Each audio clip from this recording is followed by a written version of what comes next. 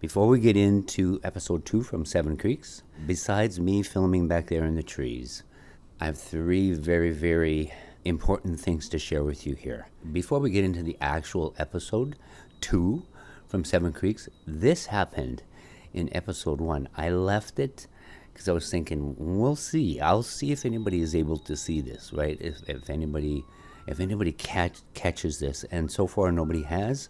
Maybe they will in between now and the time I upload the video. This was right as I walked into the trees. When I left my truck and I was heading up into the place where the gifting site is, where the gifting bowl, and I stopped at the edge of the trees there. You could still see my truck and the road behind me. I don't know how this happens. I don't know how to explain this. We could chalk it up as pareidolia. I took about 8 stills off of this little bit of footage there, but I'll play the video clip and then I'm going to share the 2 stills that I was able to get. I'm just going to leave it for you guys to decide what you think this is. I see very clearly something amazing taking place, and I don't understand how it could happen at the end of a tree, or sometimes I've seen things where it almost looks like they're peering through a tear in the fabric of our space and time. It sounds kind of cheesy because you hear this often in science fiction movies and what have you, but I believe there's a dimensional door or a wall there, a veil. Some people call it a veil. But I also believe there's these what I call tag-alongs. I call them tag-alongs because they seem to be able to come. I think Sasquatch is able to open these. It's just a theory, and it's just something I'm saying based on the things I've seen, right? It's like they can open up these portals or these doorways, or I don't think it's so violent that they tear through the veil or through that dimensional barrier, but they're able to open it up. There are sounds that go along with that when that takes place because I've heard them. I talk about the crackling of paper. It sounds like somebody rolling up some Christmas wrapping paper. And you hear that right shortly after you have the activity picking up, right? So, and then I've also heard the booms, and there too, it's difficult to tell. Hearing it, being out there, boots on the ground out there, it's difficult to tell where it's coming from. Sometimes it feels like it's right underneath me in the ground. Other times you hear it around you and you're not sure where exactly in which direction it's coming, but you feel it and you hear it. And then there too, shortly thereafter, you have activity. It starts to pick up. So this is taking place right at the beginning, pretty much at the beginning of episode 1.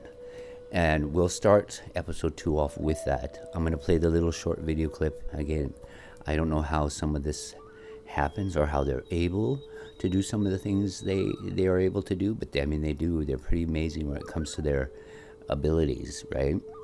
And their abilities to camouflage, to stay still.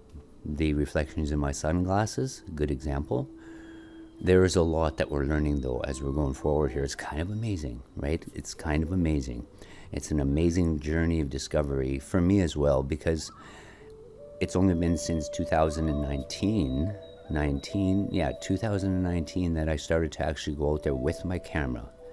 It's important to mention, again, that how we're able to see them in the reflection of my sunglasses, it has to do with the camera lens and the reflection. And I think we got to add in that 2-dimensional camera lens.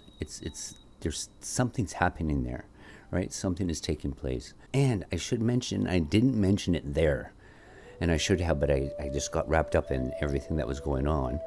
On the bottom of that, when I pulled that great big snowball out of the gifting bowl, there was a whole bunch of leaves that stuck to the bottom of the snow, and I could smell the Sasquatch in those leaves. And that smell stayed on my hands, after I got home and that night. And even though, I washed up for dinner, and it stayed in my skin, stayed on my hands, and somehow, and I don't understand how a lot of this stuff happens, but by morning, I couldn't smell that anymore on my hands. So that was very, very interesting. But that was as well why I decided to start making this little snowman. I thought they're going to be okay with this because their smell is there, right? Their smell is in the snow and on those leaves that were at the bottom of that, the larger snowball that was in the gifting bowl. But anyway, if you all remember, I called Misha, and I wasn't, Misha's name just came to mind while I was standing up on this log. It was there all of a sudden. It was just like placed in my thoughts, and I called Misha. He's also known as Scar. For those that are new here, he is a Bigfoot I was able to see at Seven Creeks, and he's got a very painful looking scar, and I'm sure it was painful when it happened, and I don't know the story, but he's got a scar running down his right brow ridge on his eyelid and then into his cheekbone. And I do have, and I'm pretty sure he's the same one. I did mention this in the video description in episode 1. I'm pretty sure I got him as well up at White Birch, and that's a good 25 miles apart from Seven Creeks to White Birch, unless there's another Sasquatch that has the exact same scar. But anyway, I called Misha, and shortly after I said, "Can you let me know where you are somehow?" And then it was, only 5 minutes later, crash, bang, boom, and he pushed. I'm pretty sure that was Misha. He was just making it loud enough so that I knew exactly where they were, because where they were knocking on the trees and pushing the tree down, that was a good quarter of a mile to the west of me, right? And it's still, the camera picked it up. That's how loud it was. Can you imagine how loud it was from me being there? It just vibrates everything. It's very loud. It sounded like I heard a buffalo coming from the west. And there he was just making it loud enough so that I knew exactly where they were. And I get emotional talking about it a little bit, because they do, 10 out of 10, they let me know where they're at. At least one will, and sometimes as a group they will. And they don't have to come, and I don't have to see, hear, experience nothing, right? Nothing. But yet it's been 10 out of 10 with all 4 clans that I go visit. They come.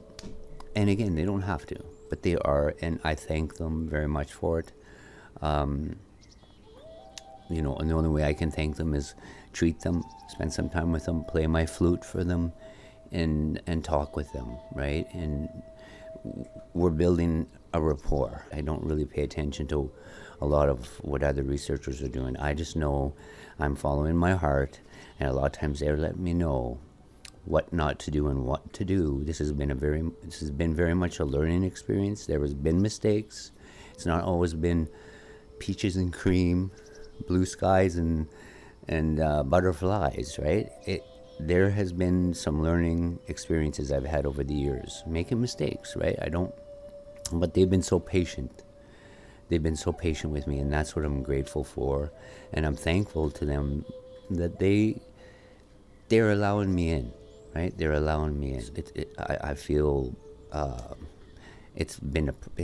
I feel very privileged and blessed to be able to experience what I'm experiencing with them, and then I'm able to share that with you. And I think they're on to that, right? I think they're here not just for me, but I am in a way a messenger, a liaison in between them and you. And I'll just keep sharing. Before we get into episode 2, I'll play this short little video clip, and then I'll share the still images, and then we'll go right into where I left off in episode 1 at Seven Creeks. And stay with me, keep your eyes and your ears open. There's some pretty amazing things here that happen, and again, there's another one that comes through here that I don't know, it's another one, I don't know, I think it's another one of those tag-alongs. But she, and I believe it's a female, I don't even know what species this is. I'm not even sure what it is. But it literally looks like it's peeking through the veil. And you can let me know what you think. Crazy stuff. Crazy stuff. Everybody take care, and here we go. Once I get to the gifting bowl, hopefully it's still up and everything is okay. I'll do a couple whistles. I'm just going to fill them down the hill here and into the trees. just relax for a bit. And once I get to the gifting bowl, hopefully it's still up and everything is okay. And I'll do a couple whistles. I'm just gonna film them down the hill here and into the trees. Just relax for a bit.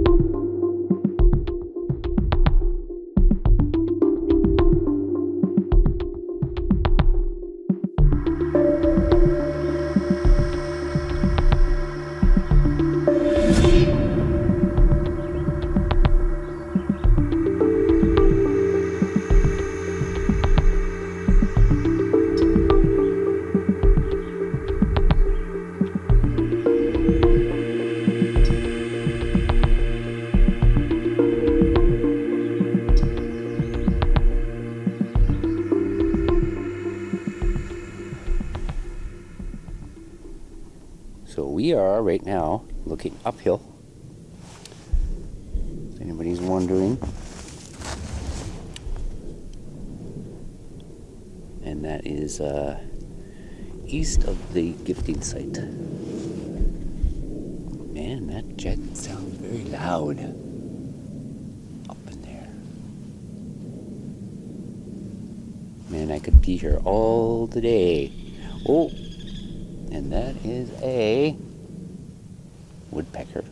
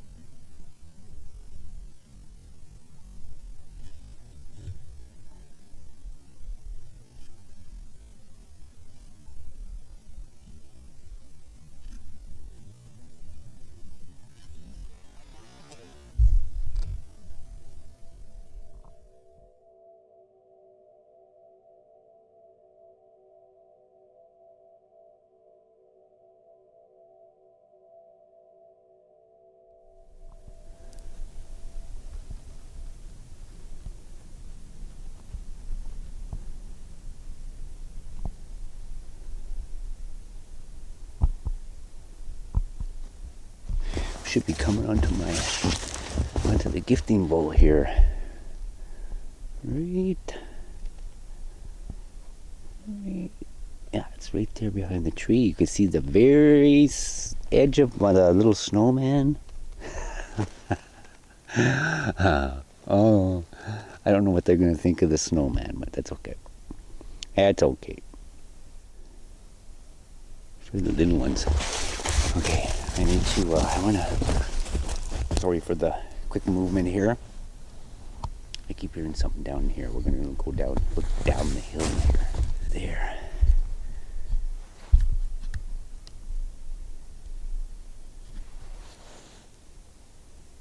Man, that was a very, very, very loud wood knock. And a big tree. Big tree.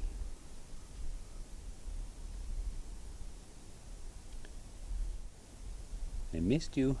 I've been trying to get here for about a month. One moon cycle. Tipskalpisum. Tipskalpisum. trying to get here.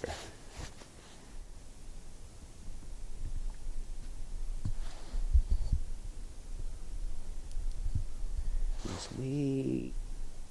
There's a little RC in there. Oh, I just got a charged battery pack sign come up on my screen. And that disappeared really, really quick.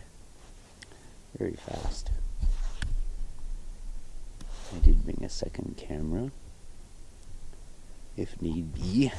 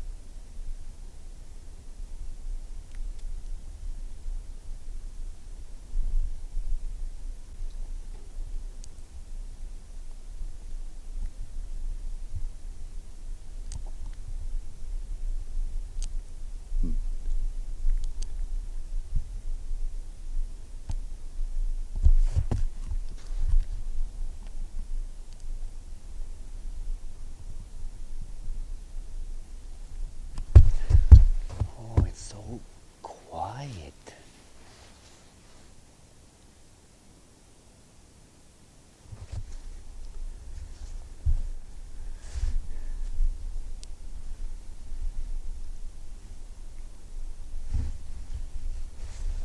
So quiet.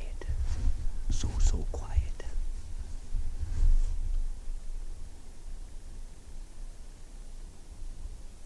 Okay.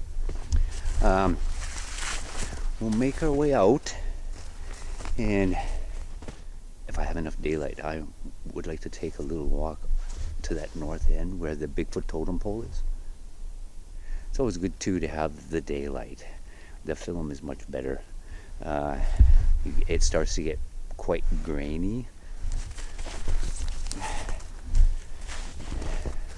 Well, one of them's here. I'd imagine more than one. Almost every time I come up in here, I have some that sometimes I have a few.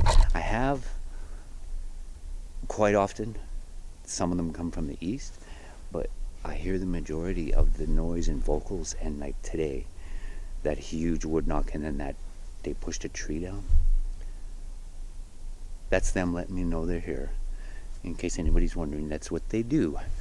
And I call them, I ask, I whistle, I say my hellos, I ask them, where are you? Can you let me know where you are? That's what we hear. So, and I would love to go down that way. But that's where that cattle lease starts, on the other side of that road. And I guess I could do it now through the winter, because all the cows are out. They're all home. They've all been hauled home. Everything's good. And where's my little snowman? uh, we'll see. Maybe they'll bring one of the little ones to come see this. It'll be good. It'll be okay. We'll see what happens. Oh man, I was really focused on it. There could have been things going on around here and I would have missed it. Not sure why. Sometimes those things just happen. And it's as well with it's the same with the Bigfoot and the Sasquatch when they're communicating with you. Sometimes thoughts will just come out from outside in, and it could be just a yes or no answer, or there's been times where they've moved me out of places, like they pushed me out, like all of a sudden a feeling of I need to get out of here, out of this area, and I know it's them, right? And I think I think they're protecting me. Sure enough, there's been a couple times where I've had that feeling to leave, and a couple times at the farm along that near to that 2 mile location. And Sammy, just before that, Sammy took off, ran home, and all of a sudden I thought, okay, well, he's tired, he wanted to go home. And all of a sudden I start feeling like, wait a second, I need to leave, get out of here.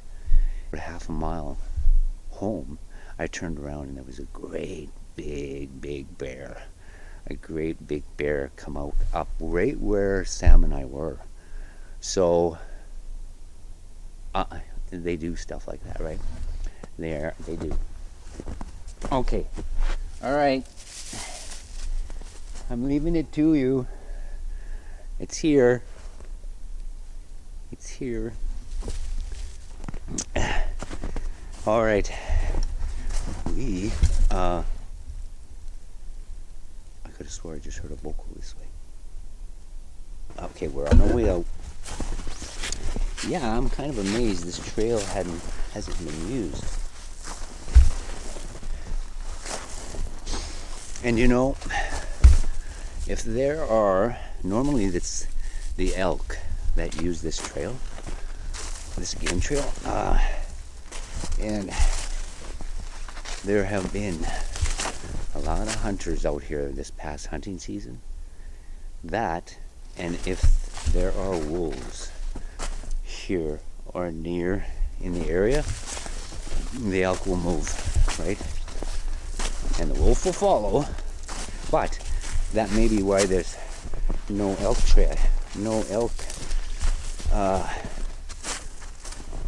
tracks on this game trail.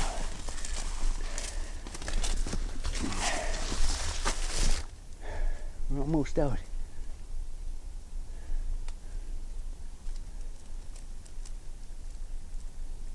That was a big tree they pushed over. I hope the mic picked it up good.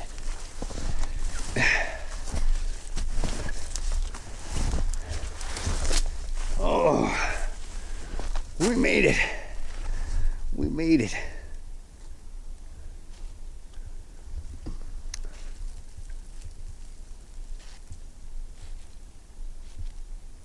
It's so quiet.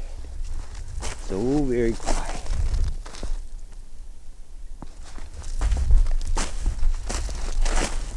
Oh.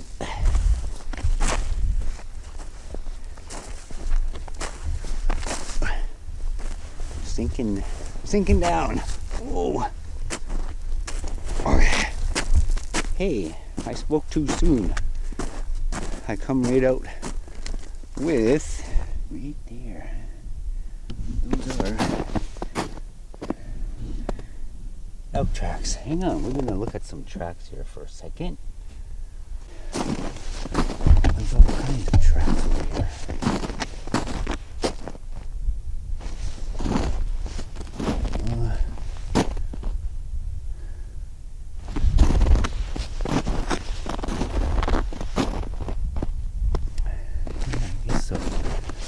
There's some very big ones right there. You can see that. Okay, those are not, and neither are those. Hey, I think I've got some Bigfoot tracks here, you know.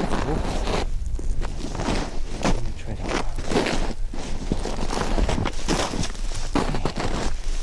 Those.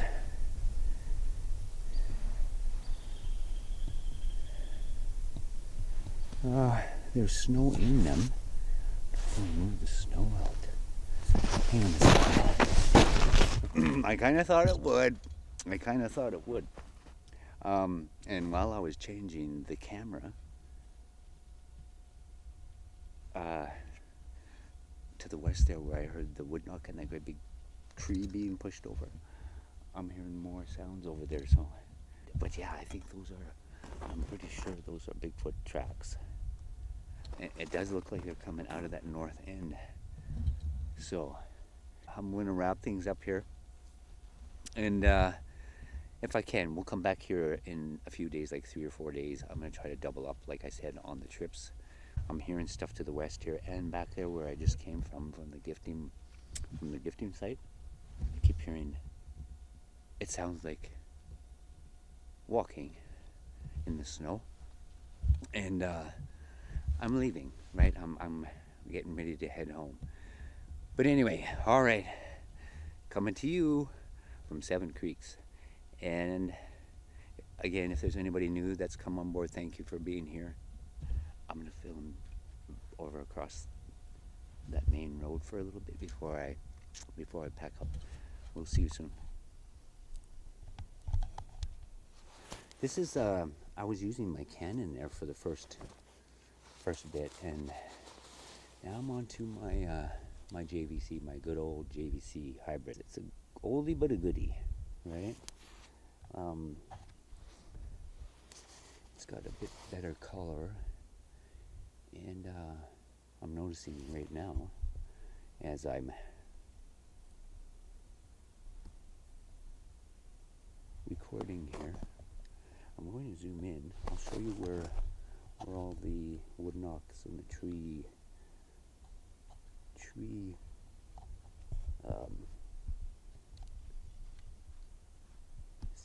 and I hear it walking back there.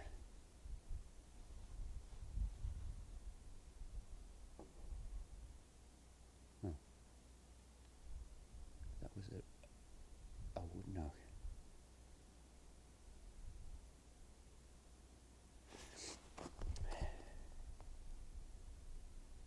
Anyway, it was back in there. But we'll be back. We'll be back.